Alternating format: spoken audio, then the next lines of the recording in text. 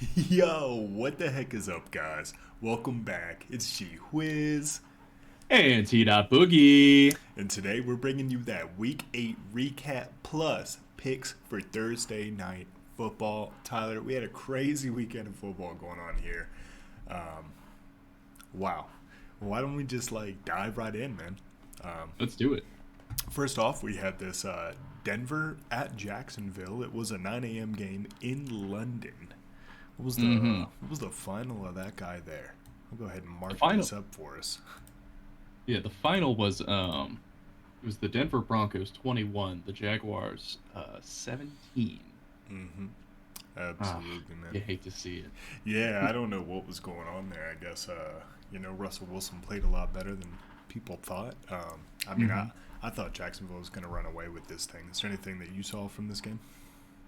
I just saw a stat from Sharp Football Analysis talking about how the Jaguars are getting to the red zone, like sixth best in the league, but Trevor Lawrence actually has a worse red zone touchdown percentage than Russell Wilson right now. Oh, wow. So Ouch. the What red is zone struggles are biting Jacksonville in the ass right now. Yeah, what a sick burn. I mean, it was barely a good game. Um, hmm but good for Denver. I guess all those 4-hour calisthenics on the airplane really paid off for Russell Wilson. Yeah, got him ready to go. Yeah, I guess so, man. Next up, we had Carolina at Atlanta. Atlanta was favored -4 in this one, Boogie. What was the final of that guy? The final score was a heart-stopping 34 Panthers, 37 Falcons. So actually, Carolina did manage to cover the spread on this one. Oh, they did, yes. Absolutely. Oh, Oh, oh, oh, we're fighting with each other. yeah, I see that. Right, That's all you. perfect. You got it. Thank Yeah, you. nice. They did cover. Wow. I mean, what a great game, though. Mm-hmm. Generally, it's just a lot of scoring. A lot of scoring. From this But game, I saw Carolina really tear it up. They went down the field. They marched on each and every possession and, hmm had DJ Moore not taken off his helmet, gotten a 15-yard penalty there. hmm Carolina might have just walked off the field with two in a row. 2-0 with Mr. PJ Walker. Is there anything right. that you saw from this game? What I saw was just two sloppy teams, kind of hitting each other in the fourth quarter. Um, it felt like each had really hit desperation mode and just started doing whatever they wanted. PJ Walker was pedestrian for the first three quarters, and then all of a sudden he's uncorking 62-yard passes down the field.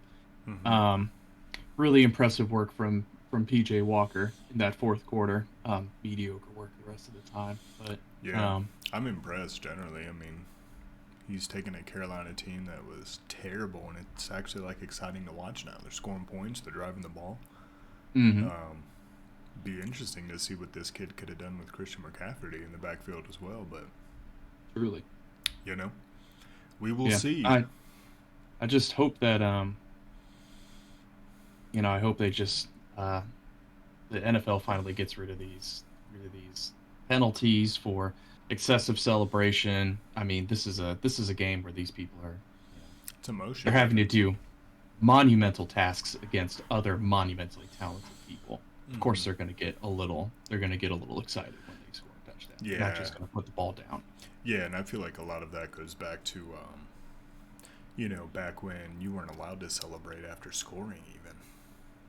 And then that whole thing changed, and now it's exciting to watch. Everybody's all excited about the dances, the waddle, and or doing the gritty. It's just things that who cares, man? It doesn't affect the game at all. The ball's dead after he scored, so taking off his helmet, Right. it's not like he's in danger. I don't really hmm understand. I don't know. I Just feels weird. I don't get it either. It's just like, I mean, it just feels like it's supposed to be the no fun zone, and that's just like, these people are professional, but at the same time, it's kids. Just Yeah, let them let play. him play. Let them play. Heard that. Next up, we had a Chicago at Dallas. Dallas was favored -10, but they really ran away with this one, T. What was the final in that one? Yeah, that was It's like 49 to something. it was Chicago Bears 29, Dallas Cowboys 49. Wow. And Dallas looked great, didn't they? They sure did. Dak coming back. No Zeke. I think Tony Pollard's the guy. Oh yeah, Oh yeah, yeah. he's been the guy for like 2 years. I think so.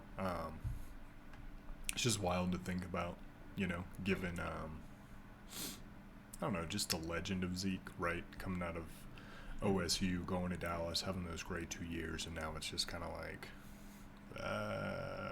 what's this guy doing?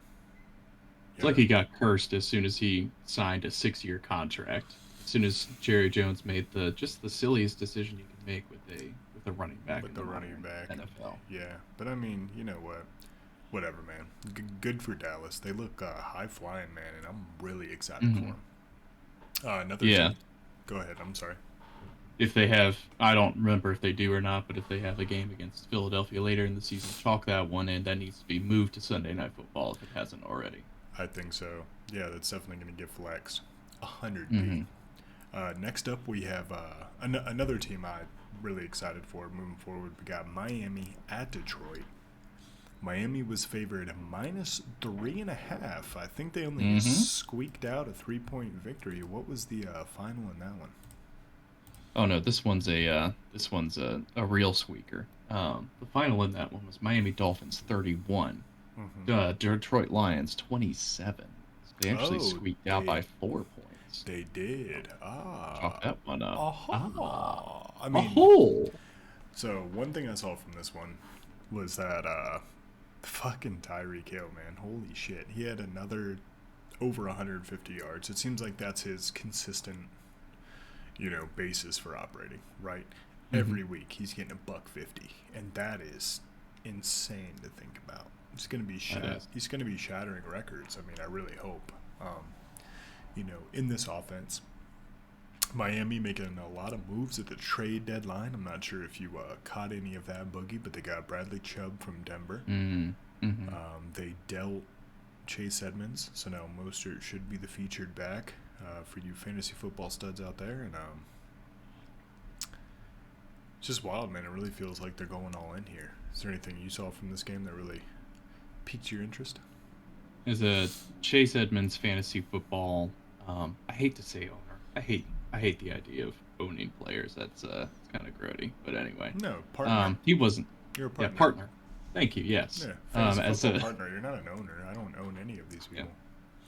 As a fantasy football partner, Chase Edmonds wasn't really doing a darn thing down in Miami. So this just, this clears everything up. Hopefully Raheem Mostert.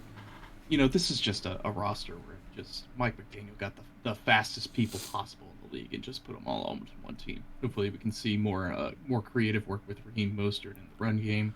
And with the addition of Bradley Chubb, hopefully they can get more penetration and more strong 4-man fronts to be able to take right to the playoffs. Yeah, man. I'm excited for the Dolphins, man. Yo, fins up, baby. Let's fucking get it. They're killing it, man. Like, very good for them. It's really exciting, especially this year, to see a lot of teams that are just traditionally bad in our lifetime becoming very good. It's just very exciting to watch. It is. Another team that's awkwardly good, we have Minnesota Vikings, who are hosting the Arizona Cardinals. Call of Duty came out, and it was more than evident. Minnesota really ran away with this one. What was the final there, bud? So the final was the Arizona Cardinals 26 and the Minnesota Vikings 34. Wow. Yeah. All I can say is Justin Jefferson looks incredible. Kirk Cousins looked comfortable. He didn't look like... He doesn't ever look great, like, in my opinion, right? But he's looking comfortable, much like he was in, like, his first couple years in Washington, I feel like. Just looks great, man. Is there anything else you saw from this game that really, like, piqued your interest? Of course, D-Hop having a monster game again. Of course. Nothing. I didn't actually watch this game because I didn't want to. I didn't want to see Minnesota absolutely give a drubbing to the Arizona Cardinals, my Hmm. NFC team. All I've got to say is I think that the calls for Cliff Kingsbury's job on the internet are valid. Guy's not a creative play caller. He's not a winner. He doesn't bring anything to the table. Him and Kyler are obviously having personality issues. Need to get a fresh face in there, somebody with some fresh offensive ideas.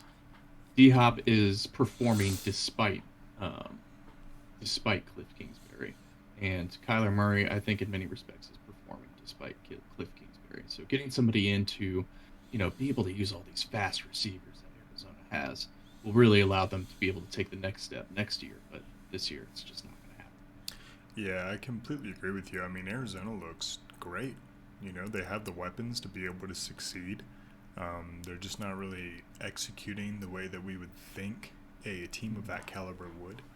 Yeah. Um, and you know what happens, man, when a star player and a coach disagree or have personality issues? Well, the team paid the player way, Mm-hmm. way more than they paid the coach. So, I don't know how many years Cliff has been there, but I can't imagine he has many years left on his coaching contract. And I he's what? mean, He's going to be making like $2 million a year. Get he's him out of there. he's been there as long as Kyler has. That was kind of like the whole crux of the Mm-hmm. hiring, right? Was that like, yo, I coached this guy in high school, I coached him in college. Mm-hmm. Now let me coach him in the pros, and it just doesn't. Yeah. Whatever it is isn't working, man. I don't know like what they need to do, like personally, because the talent's there. It's just Mm-hmm. it's just um, a very odd fail that we're seeing consistently. Much like another team we'll talk about later, but it's just I don't get it. I just don't get it. Not I, too much later, I don't think, because I mean, look at what we got coming up next. oh God, I know, dude. Las Vegas at New Orleans Saints. Probably the first shutout of the year, if I'm not mistaken. I think there's maybe been one other, but it's been a long time since a shutout. I think there was maybe Yeah, I mean, New Orleans really just handled business here. one. What was the final, real quick, before we get into this?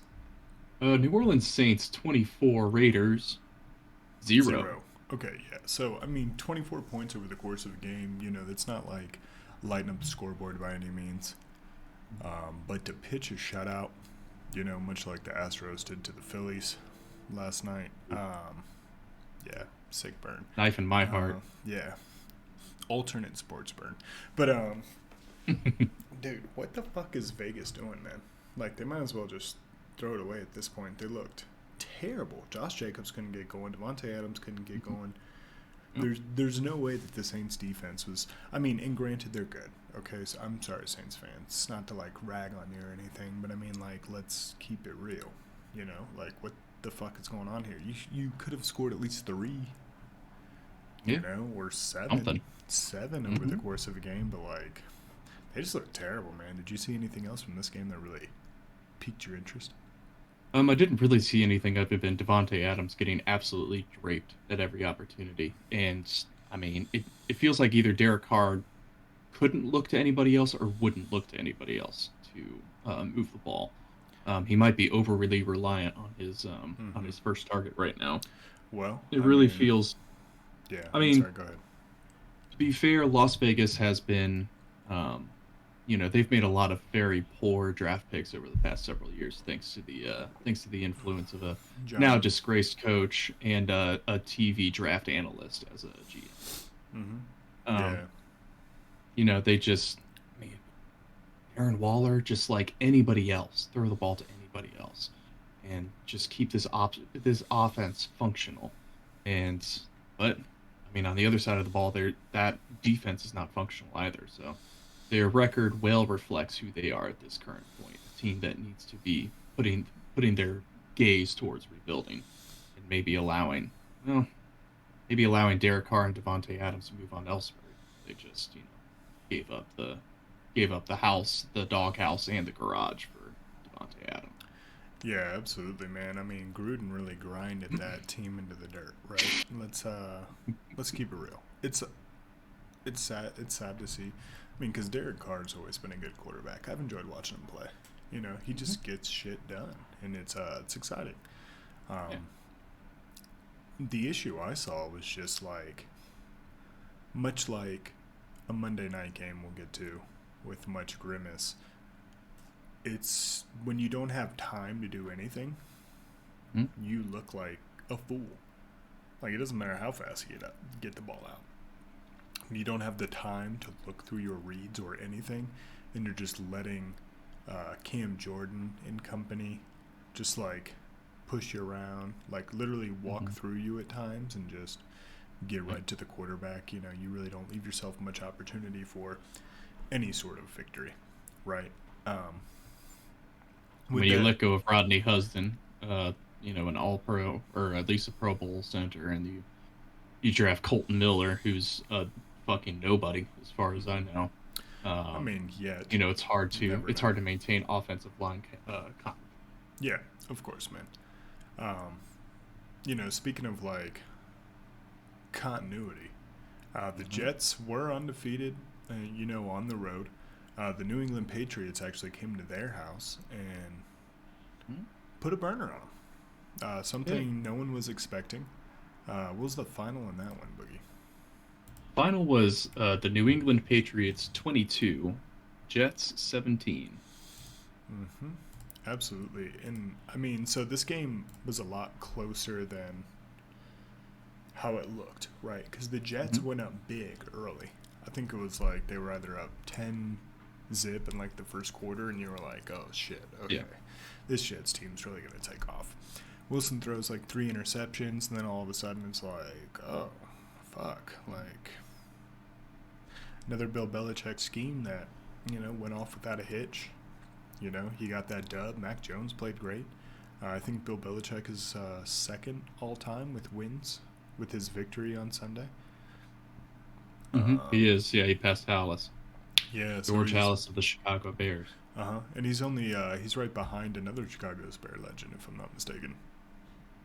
He's right Um, behind Don Shula in the win column. hmm So we'll see how that goes anyway. Mm. But you know, I don't know what happened to the Jets. You know, they started off really, really strong, right? And then like I don't know, much like a catamaran on the East Aegean Sea, it just you know, the wind got taken out of its sails, and it just went into a tailspin. You know, Oh, I love that. so I don't know. Is there anything you saw from this game that really stood out to you, bud? Just another sharp football analysis nugget. Speaking about Zach Wilson, Mm-hmm.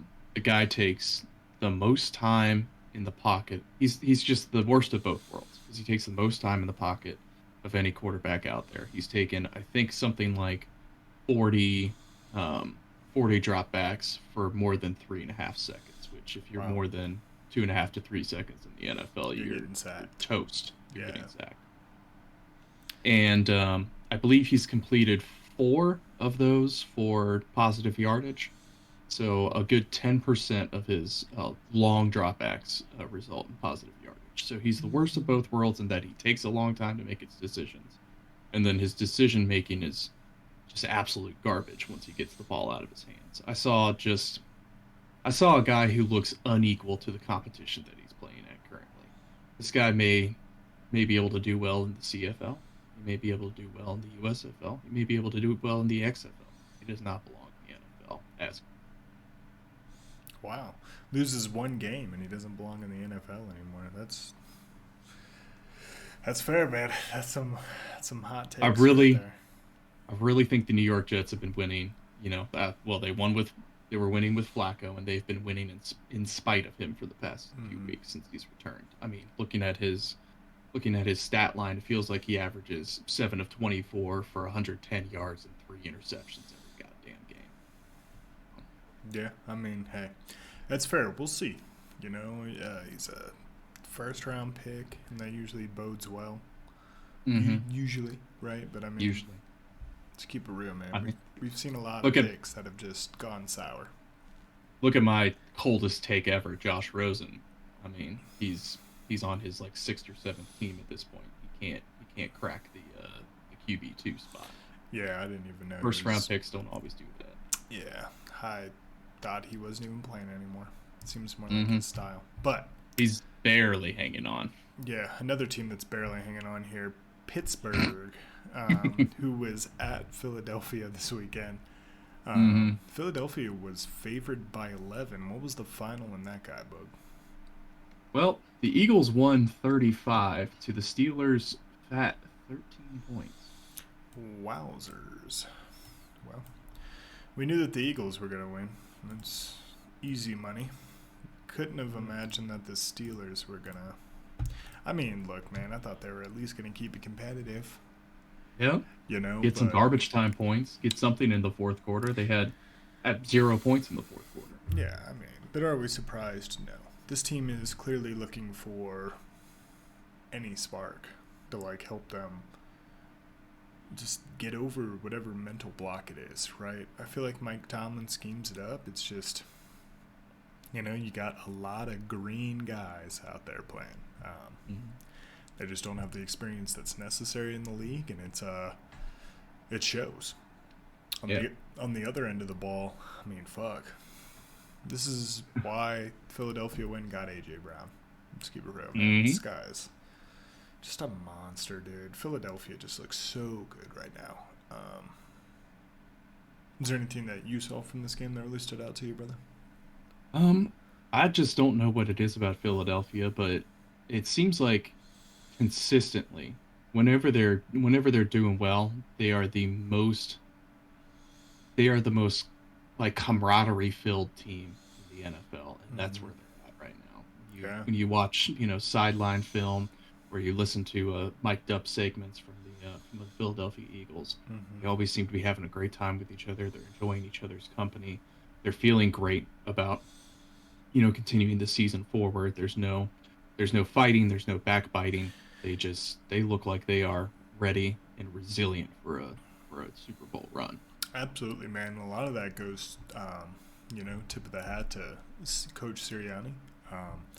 His implementation of just a culture of accountability. Mhm. It really seems to be working for him. Hurts looks incredible. Brown's looking nasty. It's just like, wow, dude. It's going to be really exciting watching these Eagles fly, man. They're definitely taking the East. Mhm. Um, Well, Dallas is creeping up. I mean, it's fine, and they can. Doesn't really matter. They're not gonna surmount them. Mhm. I feel like Philadelphia is already 7-0 and what 3-0 in the division, maybe 2-0. Pardon me, but it's Mhm. yeah. I mean, they just look really unstoppable. It'll be cool to watch them play the Cowboys again. It's always twice a year, and I guess Dallas could put up a 40 burger on them. Good. We haven't really seen that, but we'll see. We'll see. What's really important when you're watching teams that are on that trajectory to make it to the NFC Championship or make it to the Super Bowl, you want to watch um, how they handle teams that are way below their playing level. Both Dallas and Philadelphia absolutely handled their Hmm. inferior competition this past weekend. So I am Yeah, also very excited to see how they handle each other moving forward. absolutely, brother. Another team that really handled business this weekend was Tennessee, who was at Houston. Before we get into this, what was the final of that one, bub? It'll be the Titans 17, the Texans 10. Yeah, so they definitely covered here all across the board. Um, Malik Willis making his first start in the league. Hmm. He had some okay throws, but Derrick Henry, 219 yards on the ground. I mean, what more can you say? That's really what we see out of this guy. I mean, it is against Mhm. the Texans, not to take anything away from Derrick Henry, but it's just wild that he's really getting it going, and he looked great. The offensive line was pushing. It just looked like an all-around show out there. I really wonder how many times this guy who looks like a backup guard can continue to take 30 carries a game and continue to rack up the kind of yardage he does and take the kind of tackles he does. But Derrick Henry, as always, seems to take expectations and bust through them like he does arm tackles. So um, this Yeah. is very exciting for Tennessee going down the stretch. It's getting into Hmm. November. It's getting a little colder, and it looks like It's it's running. time for them to walk tall and shake the heavens, just like the Titans. Yeah, absolutely, man. I completely agree. Another team that's really surprising, in my opinion, is Washington, who's at Indianapolis this weekend. Um, what was the final in that one, bud? It was the Commanders 17 and the Colts 16. A Mm, squeaker. yeah, absolutely. Washington really just came out. I mean, of Mm-hmm. course, Indianapolis is starting their rookie quarterback, and good for them. I think they fired their OC this past weekend as well. But Did who can blame them, right? You're talking about a team that had such high expectations with Matt Ryan, who's now on the bench, probably not going to play in this league again. mm-hmm. Um, whew, dude, I just don't know, man. Washington has a lot of momentum going. Is there anything that you saw from this that really stood out to you? The only thing I've saw is that ESPN, every other game on ESPN has some sort of blurb that somebody who's probably writing articles for $100 an article wrote. There's nothing for the Commanders and Colts, which means that nothing notable happened in this game, which means I have nothing to say. Yeah, you and me both, man. It just seemed like a pretty run-of-the-mill game. Washington, Yeah, the Commanders are buried in the NFC East right now. There's no way they're getting out of there. no. Colts just look like the most inconsistent team in the league right now. I don't know Yeah, what to I mean, expect out of them. they come out and beat the Chiefs, and then they just shit the bed. The rest of the time. Like I don't know what's going on. But a team that just looks like they're poised for another Super Bowl run. The San Francisco 49ers at the Los Angeles Rams. McVay continues his, um, I guess, just piss poor planning Mm-hmm. against a Shanahan team that just has his number. Um, Shanahan is his daddy. yeah, dude. San Francisco really came out. I think McCaffrey threw a touchdown, ran a touchdown, caught a touchdown. Like, what the fuck are we talking about here? This is insane. He's only been there 2 weeks, and already San Francisco looks like a completely different team. I mean, is there anything that you saw from this that really stood out to you? Well, McCaffrey led San Francisco to a 31-14 victory over the Rams. And Shanahan yet again is showing that he is McVay's daddy. Um, I'm just very impressed. It is an unwise move in the abstract to take a running back who is often injured, has been often injured over the past 3 years, is I think approaching 27 or 28. He doesn't have necessarily, according to the standards of the world, he doesn't have a lot of tread left as a running back. But and giving a team what, a second and a fifth, or a second and a fourth, or a second and a third, something like that, Yeah, in order to second and acquire third, I believe. yet another running back. Mm-hmm. And yet Shanahan, it feels like he's making us eat our words right now. Now, these two teams are, they're in the same division. This is probably the weakest division in football right now, and yet at 4-4, the 49ers look like they could spend the latter half of the season just kind of stay in the course, and we'll probably be able to get the NFC West crown, and move on into the playoffs. Mm-hmm. Um, so it was led by a resurgent Christian. Yeah, man. Speaking of the NFC West, we saw Cooper Cup get injured this weekend. That's not good. I mean, hopefully Mm-hmm. he's okay. He had no No business. structural damage. Yeah, he had no business being in the game with 1 minute left. Anyway, they were already getting blown out. Right. Just man, the Rams just look terrible. I don't know what happened. Super Bowl hangover indeed. Like, can't get anything going on offense, man. Now, I know a lot of their offensive line is hurt, and every NFL season is a battle of attrition. And we talk about this all the time. Mhm. Like if every team was healthy all year long, we'd be seeing a lot of different people at the top. That's just not how the league works. And the Rams are Right. just on the shit end of that stick, man. It stinks. Mhm. Wow. The New York Giants at Seattle Seahawks. Seattle was favored -3. What was the final in this one, Bug? That was a 27-13 Seahawks victory. Yeah, man. And doesn't Seattle look just crazy good? And it doesn't make any sense because they don't particularly like stand out on film. They're just making plays, man. Like, you want to talk about the NFC West? Seattle is crushing it. They're probably easily going to run away with the West. San Francisco, has a chance, but I don't know, man. Seattle just looks dominant. They're scoring damn near 30 points a game. They're just crushing, Boogie. I mean, is there anything that you saw from this game that really stood out? It just seems like the Seahawks are maybe the most. This was probably the game of like gutsy teams playing above themselves, and Mm-hmm. so the Seahawks showed that they have what it takes to gut out the rest of the season with this dominant victory over the Giants. Yeah. Daniel Jones out there looking confused. Daniel Jones, I believe, ending the game with yet another fumble. I think that's like 75 fumbles over the last like 10 games or something. This man cannot save his life. Yeah, I mean, he's not Matt Ryan. Let's keep it real. But, I mean, the Giants just couldn't get it done. Seattle came in with a plan to stop Saquon Barkley, and they did that. And it shows. Like, the Giants didn't have an answer for that. And, their lack of receiving depth really bit them in this one.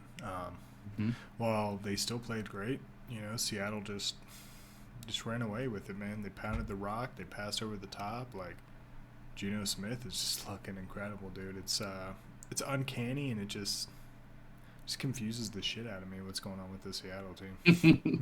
But I mean, they got the dub, so good for them. Another team that got the dub and should have by way more than the margin, the Buffalo Bills, who are hosting the Green Bay Packers. What was the final in this one, Bug? That would be the Buffalo Bills 27, the Green Bay Packers 17. Just an extremely pedestrian 17. Yeah, and I mean, it looked as though the Bills could have gone up by like way more. I just don't really understand, why they didn't. They played great football. The Packers just look fucking terrible. May have been that Aaron Jones had 20 carries, and who knows how many A.J. Dillon did. Maybe they just ran out of time. Yeah, so I mean, a word about A.J. Dillon, in my opinion, and it'll also be consistent with some commentary in the next slot here. A.J. Dillon is a powerful back. He's incredibly talented, but he doesn't have the vision that Aaron Jones has, right? A.J. Dillon just loves to run into the pile. Even when there's wide holes, he's just like, nah, I'm just going to run right into the pile here. And then is surprised when I'm surprised when he gets like 6-7 yards. But I mean, he looks surprised when he's not busting for like 30, 40-yard runs. Like, it's just like, I don't understand the mindset of, just follow your blockers. Like, nah, man. Like, this is a league where you're playing against ultra-athletic defensive lines. It's not about following your blockers all the time. It's about hitting an open hole, right? Don't just run into the pile, A.J. Dillon and Joe Mixon. Fucking hit your giant gaps that are on either side. Like, I don't know. I don't know what you're doing. Or bounce to the outside. Yeah, bounce to the outside, man. Why not? A completely nameless running back named Tyler Allgeier has been he's been getting buckets. He's been getting 10-yard, 11-yard runs consistently by just running it to the outside. Yeah, the rookie in Atlanta, and he's killing it. I call him the alligator because I couldn't pronounce his last name under the influence of alcohol. So I just call him alligator. Every time I see him, I go, oh, that alligator's gone. The alligator. Exactly, dude. And I mean, he's slaying. I completely agree. Mm-hmm. Probably the most embarrassing game of the week. We had the Monday Night Football matchup on Halloween night. Obviously, some ghosts and demons haunting the Cincinnati team. Mm-hmm. Cincinnati at the Cleveland Browns. Cincinnati was favored -3, but I'll go ahead and put this in. Just highlight the whole table, Red man. Yeah, like Cincinnati What is got going they on? got shit on, absolutely shit on. Um, Joe Burrow looked uncomfortable. Um, Mm-hmm. Here's my take before you go, if you don't mind, Boogie. Um, Please. I had the pleasure of watching some of this game. Mm-hmm. I was working, but then I went back and watched the tape twice because I just couldn't believe it. Here's the deal. The lack of Jamar Chase is evident, but even having Chase out there would not have helped this Bengals team on Monday night. Much like we talked about Derek Carr not having any time, Joe Burrow had Mm-hmm. no time, zero time to throw the ball. Okay, we started off the game. We drove right down the field, like no problem. We fucking drove the ball hard, and then we throw an unfortunate. Sorry, my foot itches. All right, we threw an unfortunate pick. Mm-hmm. That was just great defensive line play. Higgins was open all game. But again, when Joe Burrow is the second fastest in the league at getting the ball out at I think 1.5 seconds, like from snap to throw, which is insane. Mm-hmm. Even that wasn't enough time. Like this offensive line looked like shit. I got a lot of hot takes here. I'll just get off my chest because they're really pissing me off. Jonah Williams, he sucks. The rest of this line was doing okay. I'm really impressed with Volson being a rookie, but like Jonah Williams, our first round offensive line pick out of Alabama, not able to stop anybody ever. Like, dude, you gotta fucking go. Like, you are garbage. And it's Was he shown. lined up against Garrett, or was he lined up just against one of the other Yeah, guys? he was lined up against Garrett. He also let a rookie beat him. Like, didn't even put up a fight, beat him. So this rookie got a sack. Mm-hmm. There were 5 sacks Yeah. total. Okay, and I think like 11 QB hits. I mean, Myles Garrett was just having a night. Like, good for him, dude. Like, the Cleveland Browns just have Cincinnati's number, and Joe Burrow just can't fucking win against the Cleveland Browns. I don't know what it is. He just can't do it. Wouldn't have mattered if Jamar Chase was in there, in my opinion. One thing that was really pissing me off was 20 passes to Joe Mixon behind the line of scrimmage. Like, what are you doing? No blockers, no screen. Mm-hmm. We're just throwing him the ball. Why? I mean, obviously, why? Because the offensive line couldn't hold up. So it's just we played dump off football. That's why Joe Burrow was, so quick getting the ball out of his hands. Is because he just either it was designed or he saw the writing on the wall and Yeah, he was like, dumped it "Oh, off. these guys aren't gonna fucking block me. I'm just gonna throw the wheel route every single time." Mm-hmm. And Joe Mixon looks terrible, terrible. After last year coming out and playing well, like, dude, this guy continues to just run into the pile. What are you doing? Stop running into the pile. Like, you had so many holes that you could even see on fucking broadcast TV, let alone in outer space, that were wide on the outside. But every time he got the ball, he continued to run into Alex Kappa and fucking, what's his face? The other guy. The other studly white dude, Ted Karras. He continued to Mm-hmm. run right into Ted Karras and Alex Kappa. And it's like, what are you doing, He's gonna end up Joe? he's gonna end up hurting these guys if he Yeah, I keeps don't running know into them why like he's that. doing that, because when Samaje Perine got the ball, all of a sudden he got 9 yards, like 7, 8, 9 yards a carry. And Mm-hmm. it's like, what's going on here? What to go on? You feel me? Yeah. You Joe know, Mixon averaging 3.3 yards per carry, which is 50th in the NFL. It's almost as bad as Mr. 50th? 2.5 himself, Najee Harris. Yeah, Mr. 2.5. He's Yeah. at the 4th most attempts in the league, but the 21st most yards at 432 for the season. He's gonna be rocking a fat 800 by the time the season's over. If this keeps Yeah, right. Not if he keeps running into the back of every offensive lineman we have. Mm-hmm. I don't get that mindset, man. Like, that shit's just stupid, dude. Joe Mixon is. He just looks bad now, man. And I don't know what happened, but, like, the reason we don't have a run game is because of Joe Mixon. I thought it was the offensive line, but then I really started, like, looking at these highlights, man, and, like, they're creating some deep holes, but Yeah. they're to the outside, and much like AJ Dillon, he just continues to run into the pile. Like, what are you doing, man? This isn't 1953. Like, you are athletic and fast. Bounce Mm-hmm. that shit. Bounce that shit. I mean, Um, if it looks like a pyramid shaped cluster in front of you, just like go here or go here. Like just try it. Just see what happens. You might still get tackled, and that sucks, but yeah, at not. least it feels like you're trying. Yeah, dude. Dude, I don't know, man.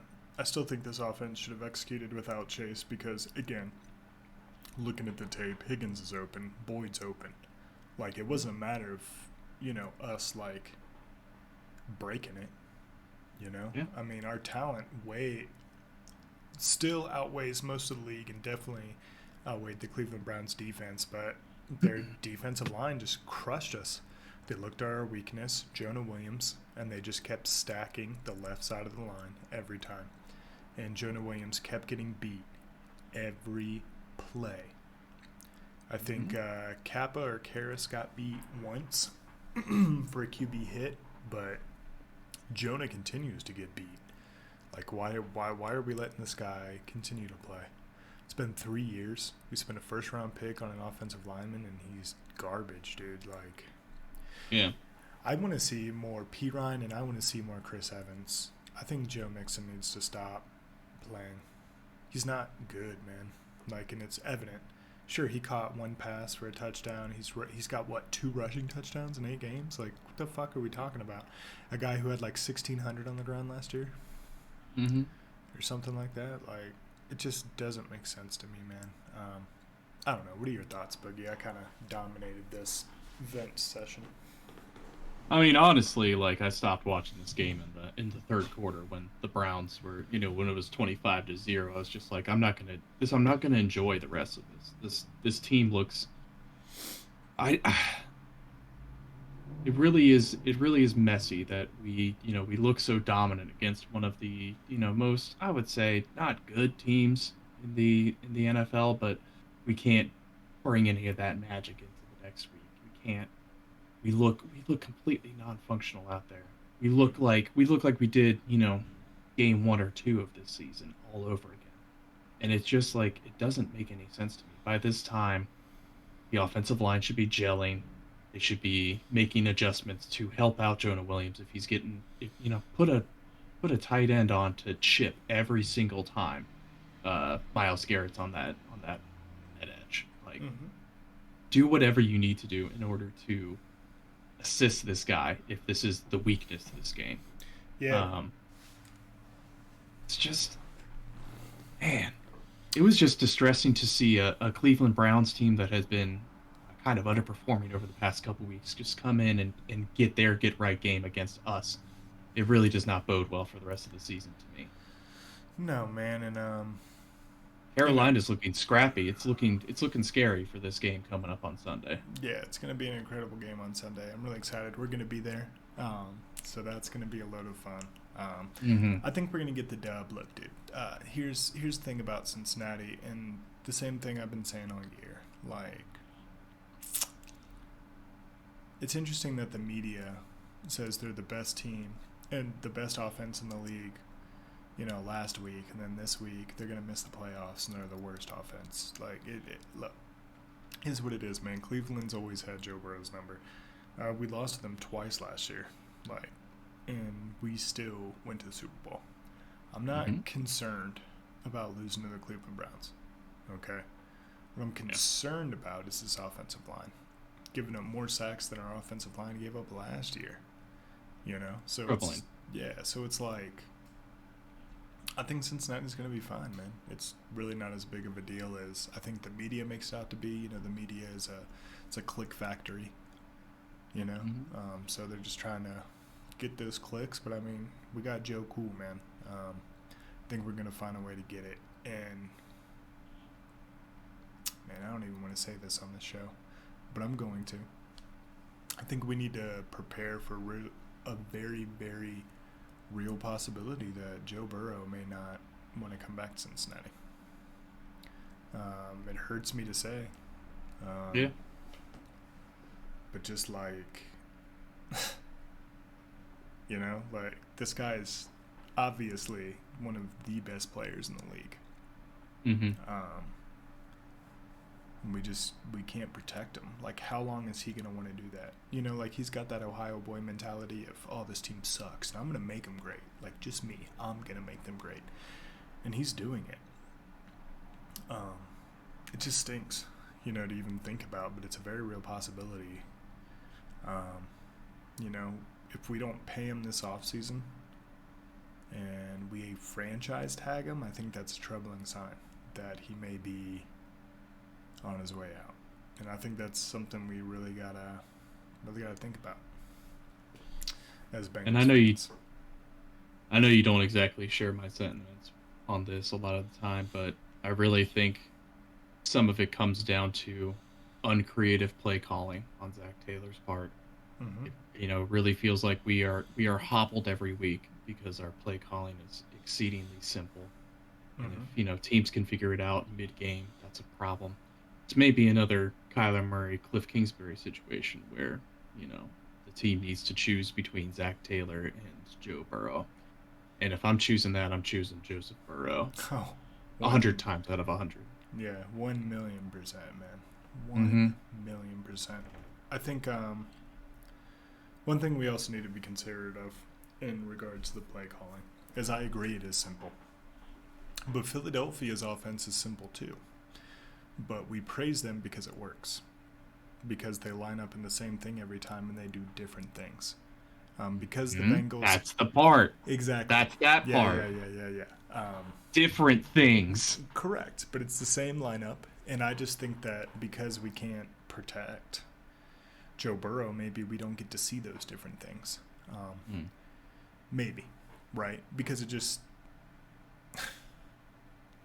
baffles me that you have this Hall of Fame already, probably Hall of Fame caliber quarterback, Hall of Fame caliber receivers, and Higgins and Chase, if not Boyd, by the time, he's finished with Joe Burrow. It's tough, man. We have no running game. Philadelphia has a running game. We have no running game. It is really tough to me that this offense is only able to function if they're like 96% out of shotgun.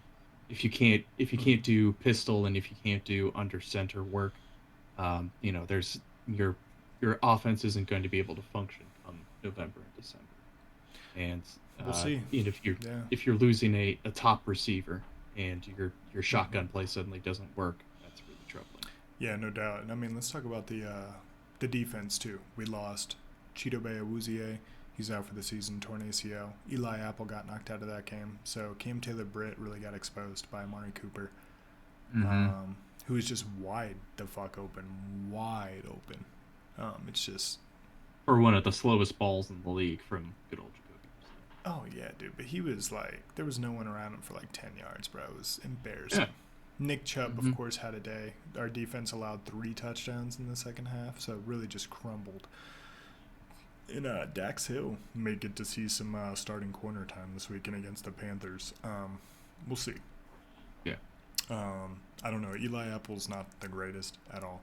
I'm surprised we didn't make any moves, but we haven't in 50 years. So for the trade deadline. So yeah, let's keep it. Yeah, real. they'll just try to get some compensatory picks if anybody decides to leave, like Joey Burrow in a couple of years. We'll see, man. I mean, I hope he stays. I want him to stay. Me too. So we all want him to stay. Yeah, of course, dude. Everybody in the league wants him to stay. It just looks so sick in that fucking black and orange. What a stud. Talking about our props, man. Buffalo did not win by 21 points.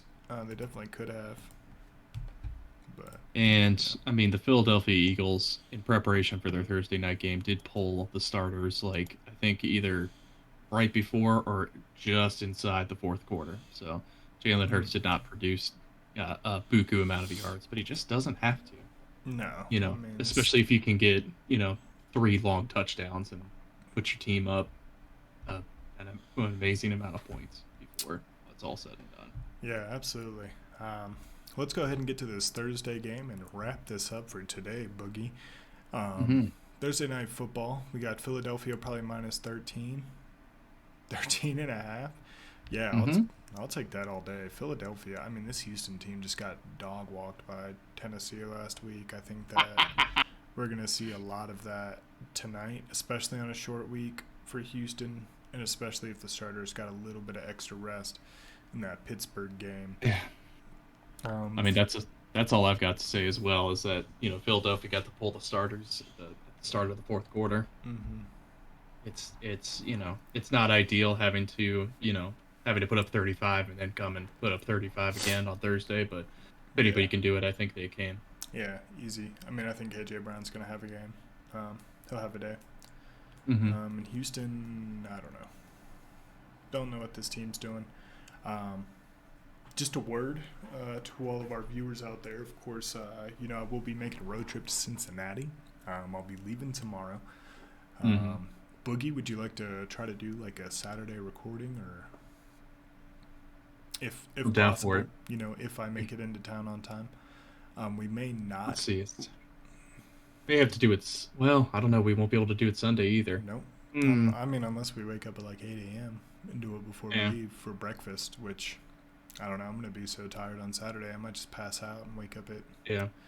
2 or 3 in the morning. Who knows? I've got that event on Saturday up until probably late that I'm working, so I don't know if we'll be mm, able to do a record. yeah, It's, we'll see, it's man. up to me. I mean, we'll definitely get our picks in. Yeah, we'll see what happens, guys. I mean, shit. I'm going to be there the whole week. I'm not worried about it. Looks Yeah. like an easy slate. We're going to the game. Let's just have a good game of Week 9 football, man. Um, yeah. Well, you know, Boogie. From one too dope bro to another. Y'all enjoy the rest of this beautiful week, man. And happy Thursday Do it. night football day. Peace. Peace.